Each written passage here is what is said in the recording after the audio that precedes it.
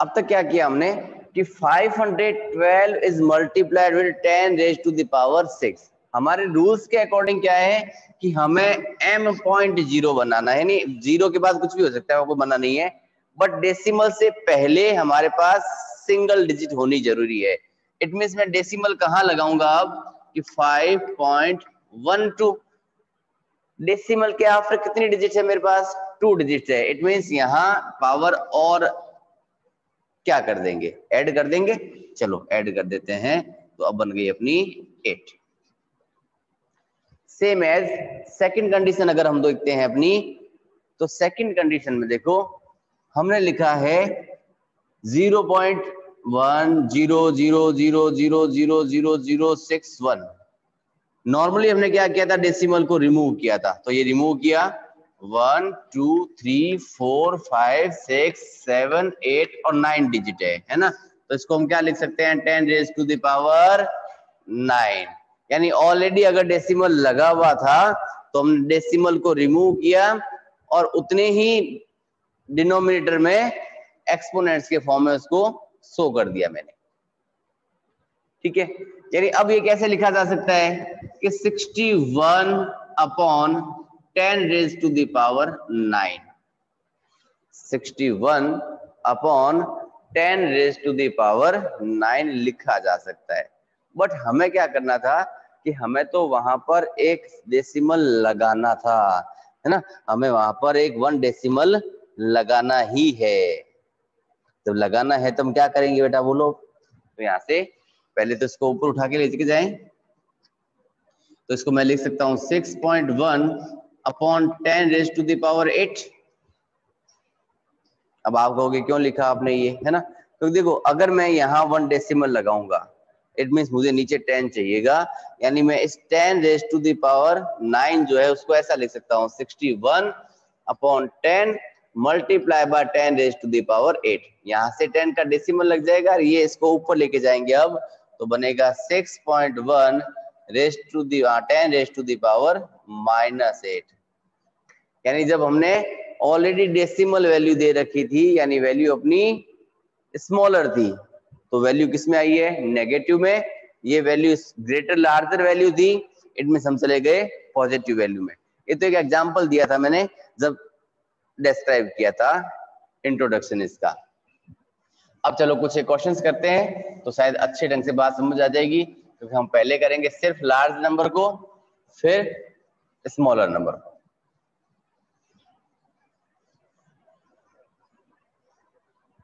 तो first of all बात करते हैं लार्जर नंबर के रिगार्डिंग। तो लार्जर नंबर की बात करें तो लिखते हैं, मान लीजिए मैंने 216000000। ठीक है, करें कन्वर्ट, डेसिमल ऑलरेडी है नहीं है इसका मतलब हटाना भी नहीं है, तो सिर्फ लगाना है, लगाना है इसका मतलब पॉजिटिव आएगा। ठीक है, चलो करो, लिखा पहले मैंने 216, जीरो कितने थे 1 2 3 4 5, तो आया 10 रेज टू द पावर 5। अब हमें तो डेसिमल लगाना है, कहाँ लगाएंगे, इस 2 के जस्ट बाद, इट मींस हो जाएगा 2.16 multiply by 10 raise to the power 7। Clear. अब अपने पास ओवरऑल 2 टाइप्स की फॉर्मेशन आ चुकी है। एक वो नोटेशन है जहां हमने डेसिमल में एक्सपोनेंट्स का रोटेशन दिया है, और एक हमने नॉर्मल वैल्यू लिखी है।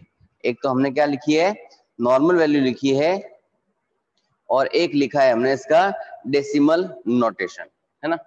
तो ये जो नॉर्मल वैल्यू है इसको हम कहते हैं यूजुअल फॉर्म। ठीक है, और ये जो एक्सपोनेंट्स के फॉर्म में आया है वो कहलाता है अपना स्टैंडर्ड फॉर्म। ये क्या कहलाता है, अपना स्टैंडर्ड फॉर्म कहलाता है। ठीक है बात। चलो कुछ एक एग्जांपल और देखें। चलो लिखा मान लिया मैंने 5 1 7 5 0 0 0 0 0 0 0 0 0। ओवरऑल मैंने 3 और 3 6 और 3 9 जीरो लगा दिए। तो आप क्या करोगे इसके लिए कि 1575 multiply by 10 raise to the power 9, क्योंकि ओवरऑल जीरोज कितने थे, 9 थे। अब डेसिमल कहाँ लगाओगे आप लोग, 1 डिजिट के बाद में, चलो लगाया 1 के बाद, तो 1.575। डेसिमल बाद कितनी डिजिट आ गई, 3 आ गई, इट मीन 3 और बढ़ जाएगा वो, तो 9 और 3 कितना हो गया आपका ओवरऑल 12। 9 और 3 ओवरऑल कितना हो गया आपका 12 zeros. I think positive value समझ में आ चुकी है। चलो बात करें नेगेटिव के रिगार्डिंग, तो लिखा देखो 0.000000000 है ना। चलो यहाँ लिख दिया मैंने 91। अब आप क्या करोगे, पहले जीरोज काउंट करें, 3 और 3 6 और 3 9, और लास्ट के 2 डिजिट्स मिलके बने 11, तो ये 91/10⁻11, क्योंकि डेसिमल रिमूव करेंगे तो वैल्यू नीचे आएगी 100%। ठीक है, अब देखो हमने तो क्या कहा था कि हमें इसके बाद एक डेसिमल चाहिए, एक डेसिमल चाहिए, इसका मतलब नीचे 10 होना चाहिए, है ना। तो चलो इसको ऐसे लिख सकते हैं क्या कि 91/10 की रेज़ टू द पावर 1 और 10 raise to the power 10।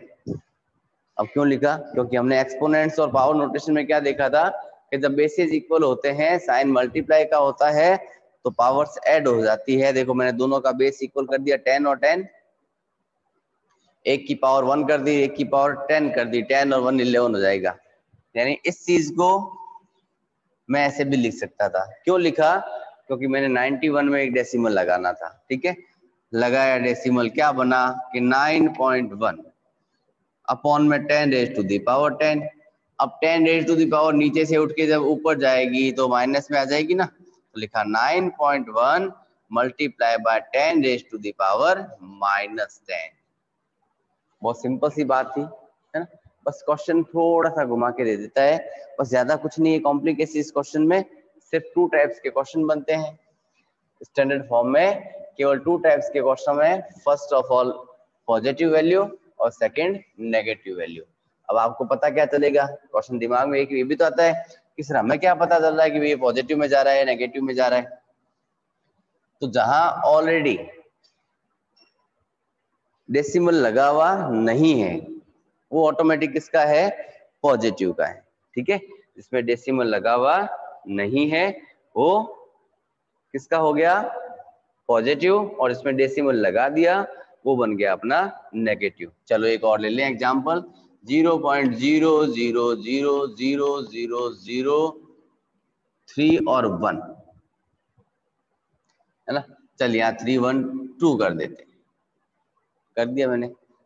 Count करें पहले, 3 और 3 6 और 3 9 डिजिट थे अपने पास, डेसिमल रिमूव किया मैंने, तो ऊपर तो 312 आएगा और नीचे 10 रेज़ टू द पावर 9 आ जाएगी, क्योंकि आफ्टर डेसिमल्स हमारे पास ओवरऑल डिजिट्स कितनी है, 9 है, ऐसे 9 आ जाएगा अपने पास में। ठीक है, चले अब हमने क्या करना था, डेसिमल लगाना था। डेसिमल कहाँ आएगा, 3 के जस्ट बाद में आएगा, है ना। तो चलो डेसिमल की बात करें तो 3 1 2, डेसिमल के आफ्टर कितने डिजिट रहेंगे अपने पास, 2। 2 का मतलब 10 रेज़ टू द पावर 2 रहेगी। यहाँ हमने टोटल ओवरऑल कितनी लिखी थी, 9। 9 में से 2 लेस हो गए, कितने बन गए, 7। ये जो 2 जो था वो तो इसका डेसिमल बनाने में काम आ गया, यानी 3.12 बन गया, और रिमेनिंग रह गया 10 रेज़ टू द पावर 7। जब ये नीचे से ऊपर आएगा ट्रांसफर होके तो बन जाएगा माइनस का, तो 3.12 multiply by 10 raise to the power -7 -7 बन जाएगा। ठीक है, ये तो था अपना नॉर्मल पार्ट जब हमने यूजुअल फॉर्म को स्टैंडर्ड फॉर्म में कन्वर्ट किया। अब इसका इन्वर्स करते हैं, यानी जब हम लोग स्टैंडर्ड फॉर्म को यूजुअल फॉर्म में कन्वर्ट करेंगे, यानी उल्टा कर दिया काम, यानी पावर्स में दे रखा होगा, नॉर्मल बनाना है। चलिए देखिए कुछ एक एग्जांपल्स उसके भी। मान ली लिखा मैंने 1.0001 multiply by 10 raise to the power 9, है ना। और मैंने कहा आपको कि आप इसको यूजुअल फॉर्म में कन्वर्ट करके दिखाओ। तो चलो यूजफुल फॉर्म की बात करें हम लोग इसमें, तो फर्स्ट ऑफ ऑल हमने क्या किया, इसका डेसिमल रिमूव किया, तो 1 1 2 3 और ये 10⁻⁹ ऊपर था अपने पास, 1 2 3 4 डिजिट थी, इट मींस 10⁻⁴ क्या आया, 4 आया। ठीक है, अब देखो अपर पार्ट में 10⁻⁹, लोअर पार्ट में 10⁻⁴, डिवाइड में हो गई ना, पावर सब्ट्रैक्ट हो जाएगी, कर दें सब्ट्रैक्ट।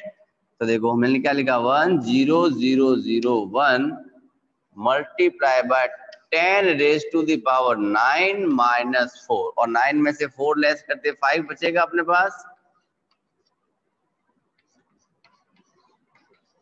5 का मतलब 5 जीरोस, तो इस गिवन वैल्यू के बाद में 5 जीरो लगा देते हैं, 1 2 3 4 5, ये अपना फाइनल आंसर हो गया। उल्टा काम कर दिया इस बार हमने, है ना। ये तो थी पावर पॉजिटिव की।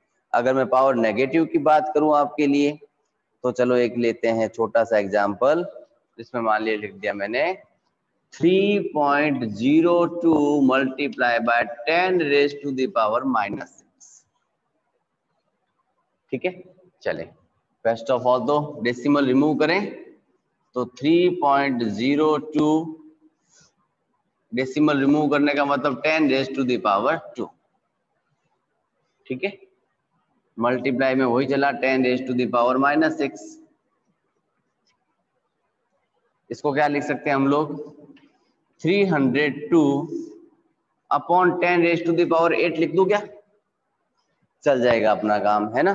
क्यों चलेगा, क्योंकि जब ऊपर से माइनस की पावर उठ के नीचे आएगी इसके पास, तो 6 में 2 ऐड होगा और ऐड होते अपना 8 बना देगा, बना दिया। अब ऊपर मुझे टोटल 8 डिजिट चाहिए डेसिमल के बाद में, है ना, लगा देते हैं। चलो 1 2 3 4 5 6 7 8,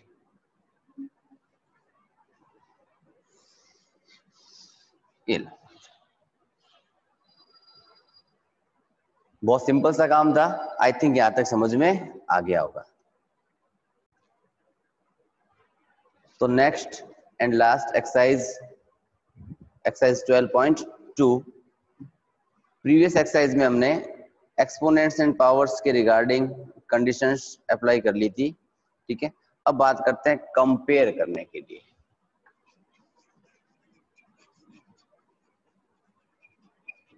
comparing large and small numbers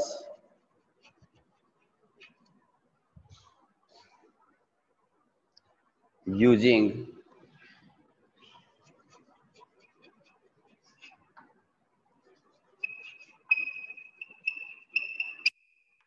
exponents।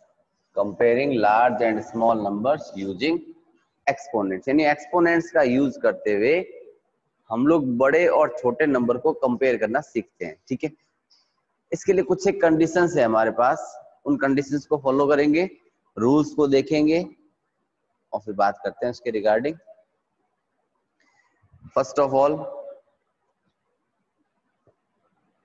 यहां भी बात की हमने, देखो लार्ज नंबर की, और यहां पर बात कर रहे हैं हम लोग स्मॉल नंबर की। जब इसको स्टैंडर्ड फॉर्म में कन्वर्ट करेंगे और एक होती है अपनी यूजुअल फॉर्म, तो जब लार्ज नंबर को करेंगे तो एक्सपोनेंट्स ऑलवेज पॉजिटिव, और जब स्मॉल नंबर की बात करेंगे तो एक्सपोनेंट्स ऑलवेज नेगेटिव। यानी छोटे नंबर दे रखे होंगे, छोटे नंबर मीन्स लेस देन 1, जैसे मान लिया आपको मैंने लिख दिया 0.000516, ऐसा कुछ नंबर दे दिया आपको। अभी लिख के दिखाते हैं अभी आपको, वो होगा क्या, देखो कि लार्ज नंबर किस टाइप का होगा। लार्ज नंबर के इलाके मैंने 5 1 2 0 0 0 0 0 0, ये मान लिया एक नंबर दे दिया। ठीक है, अनदर नंबर दिया मैंने मान लिया 0.0000000061, 2 नंबर्स लिखे मैंने, देखो यहाँ देखने पे ही पता चल रहा है कि ये नंबर 0 के आफ्टर शुरू हुआ है, यानी 0 के पहले इसमें कुछ भी गिवन नहीं है ना, ऑलरेडी डेसिमल दिया हुआ है। इट मीन्स ये स्मॉलर नंबर है, ये अपना लार्जर नंबर है। जब हम स्मॉलर नंबर की बात करेंगे तो एक्सपोनेंट किस में जाएगी, नेगेटिव वैल्यू में, और जब लार्जर की बात करेंगे तो एक्सपोनेंट किस में जाएगी, अपने पॉजिटिव नंबर्स में जाएगी। अब कैसे जाती है चलो चेक करते हैं, इसी एग्जांपल को देखते हैं। लिखने का फॉर्मूला होगा अपने पास m multiply by 10 raise to the power n, ठीक है। या फिर इसको मैं ऐसे भी लिख सकता हूं m 0.0 multiply by 10 raise to the power n। यानी कुल मिला के हमें ये देखना है कि हमारे पास डेसिमल से जस्ट पहले सिर्फ सिंगल डिजिट होगी, डेसिमल से जस्ट पहले सिंगल डिजिट होगी, बाकी सारी जाएगी 10 रेज टू द पावर। वो पॉजिटिव भी हो सकती है, नेगेटिव भी हो सकती है। अगर हमने लार्ज नंबर लिया है तो पॉजिटिव में जाएगा, अगर मैंने स्मॉलर नंबर लिया है तो वो नेगेटिव में जाएगा। चलिए देखिए इस एग्जांपल को जो लिखे हुए मैंने, इस कंडीशन को देखता हूं मैं। देखो 1 2 3 4 5 एंड 6, मैंने जीरोस कितने लगाए यहाँ पर, 6। तो फर्स्ट ऑफ ऑल मैं क्या लिखूंगा, मैंने 512 को अलग कर दिया और लिखा 10 रेज टू द पावर 6। जितने जीरोस गिवन थे, जीरो को काउंट किया, उसको 10 की पावर में कन्वर्ट कर दिया, जितने जीरो थे उतनी पावर लगा दी। बट हमने रूल्स में क्या कहा था कि हम लिखेंगे m.0, है ना, यानी m के बाद कुछ भी नंबर हो सकता है, बट डेसिमल से जस्ट पहले हमारे पास एक सिंगल डिजिट मिलेगी। तो अगर मैं